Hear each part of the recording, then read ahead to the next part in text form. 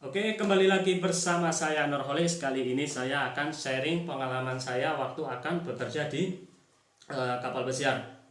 Jadi kalau mau kerja di kapal pesiar itu nggak semudah yang dibayangkan ya teman-teman. Jadi seperti saya sendiri beberapa kali mengalami kegagalan di sini, di perusahaan ini gagal, perusahaan ini gagal. Tapi saya tetap berjuang untuk bekerja ke kapal pesiar. Saya pernah mengalami gagal karena bahasa Inggrisnya kurang. Saya pernah mengalami gagal karena tinggi badan saya kurang. Jadi itu pernah membuat saya putus asa. Jadi tonton video ini sampai selesai, dan sebelumnya subscribe dulu karena subscribe itu gratis.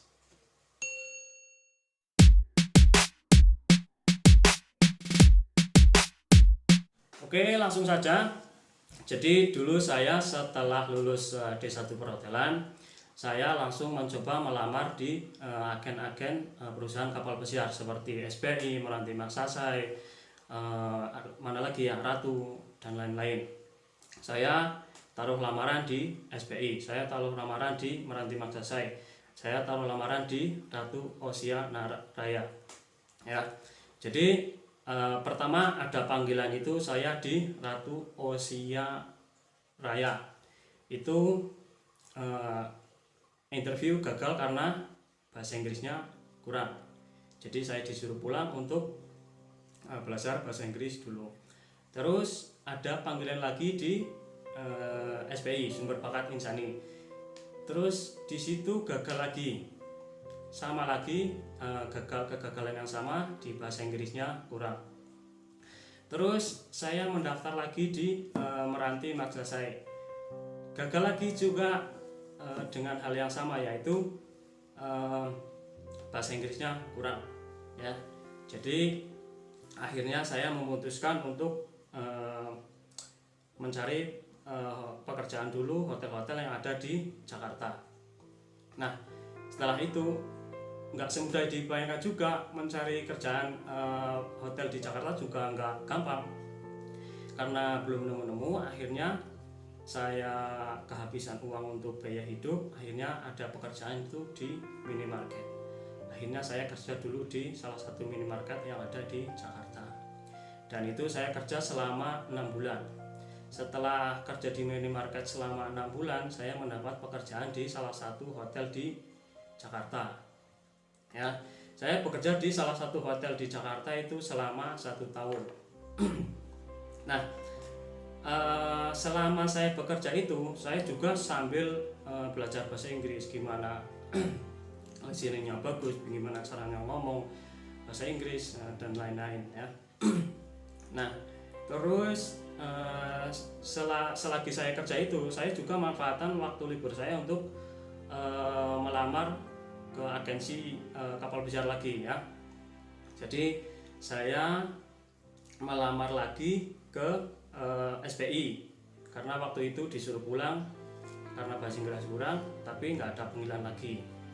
Terus melamar lagi ke mana ya, CTI, nggak ada panggilan juga. Terus dilamar lagi di Ratu juga nggak ada panggilan juga. Akhirnya saya melamar lagi di Meranti Maksasai. Nah, waktu saya melamar ke agen Meranti Maksasai ini, saya sudah interview bla bla bla sama penginterviewnya. Oke, bahasa Inggris kamu lumayan, tapi mohon maaf, tinggi badan kamu kurang, jadi kami belum bisa menerima. Kamu silahkan pulang aja sana, tinggiin badan kamu, gimana caranya saya nggak mau tahu. Penginterviewnya ngomong kayak gitu. Waduh, waktu dibilang kayak gitu perasaannya udah putus asa, kacau nggak karuan, sakit hati pokoknya dibilang kayak gitu. Pokoknya gimana caranya tinggiin badan kamu, saya nggak mau tahu. Pokoknya itu bikin kacau pikiran saya waktu itu. Nah, terus akhirnya saya lanjut lagi bekerja di hotel yang ada di Jakarta. Setelah itu selama beberapa bulan, saya mendapat informasi lagi dari teman saya. itu Meranti Maksasai lagi butuh kru banyak gitu. Terus akhirnya saya iseng-iseng lagi datang ke Meranti Maksasai. Berarti 3 kali saya ke Meranti Maksasai. Terus akhirnya saya interview lagi, dibilang oke, bahasa Inggris kamu lumayan. Akhirnya tetap aja belum ada lowongan. Penginterviewnya bilang mohon maaf, untuk saat ini posisi yang Anda lamar belum ada lowongan, jadi Anda silahkan pulang dulu. Nah akhirnya saya pikirannya mungkin karena apa, tinggi badan saya kurang lagi atau kenapa saya nggak tahu. Nah akhirnya selang 2 hari saya dipanggil lagi ke Meranti Maksasai untuk interview selanjutnya. Nah saya waktu itu udah males, pokoknya udah males tapi tak jalanin aja ya. Nah udah kayak gitu saya jalanin, interview selanjutnya lolos, terus interview lagi sama manajer, yaitu waktu itu sama orang Filipina, lolos lagi. Nah itu baru saya lolos interview kerja ke kapal pesiar yang di Meranti Maksasai. Akhirnya saya ikut tes marine test, terus training yang di Meranti, terus medical dan lain-lain. Akhirnya saya bisa berangkat. Jadi bagi teman-teman semua yang pengen bekerja ke kapal pesiar, punya tinggi badannya kurang, itu jangan menyerah ya. Pokoknya tinggi badan saya itu kadang diukur 158, kadang diukur 160 ya. Jadi untuk kalangan Indonesia aja itu termasuknya pendek, apalagi kalangan luar negeri ya, itu kayak pandangan mereka itu anak kecil lah pokoknya. Ya. Jadi saran saya ini semoga biar buat motivasi yang punya tinggi badannya pendek kurang dari 165, jangan putus asa. Pokoknya jangan pokoknya pantang menyerah. Saya aja bisa, pasti Anda bisa ya. Terus bagi Anda yang bahasa Inggrisnya kurang, tetap belajar. Gimana caranya belajar bahasa Inggris? Entah itu kursus, entah itu belajar lihat movie dengan bahasa Inggris, gimana caranya mereka ngomong itu kita maksud, dan lain-lain ya.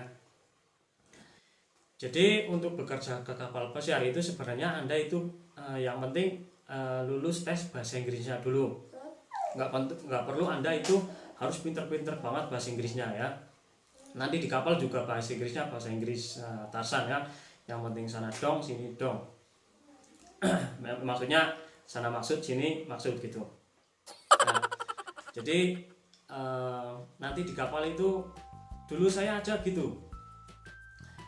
Saya termasuknya orang bahasa Inggrisnya pasif, dalam artian saya yang penting mereka ngomong itu saya maksud. Mereka menyuruh A, saya melakukan A. Mereka menyuruh B, saya melakukan B. Enggak mereka itu misalkan menyuruh A malah saya melakukan B, itu malah kacau ya.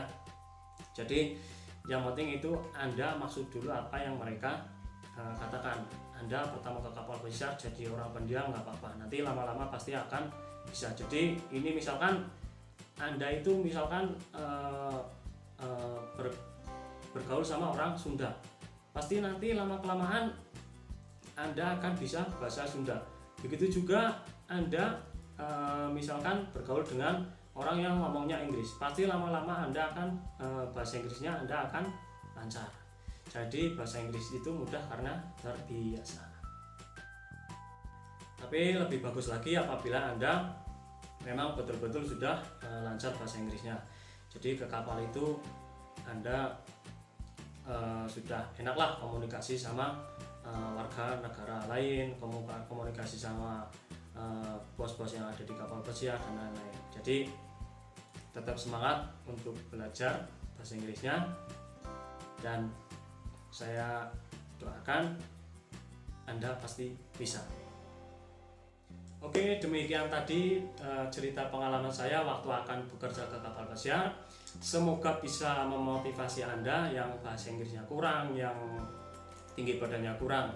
Saya doakan semoga teman-teman bisa mewujudkan impiannya untuk bekerja di kapal pesiar. Ya, terima kasih sudah menonton video saya. Dan apabila ada pertanyaan untuk bekerja ke kapal besar, Anda bisa tulis ke kolom komentar.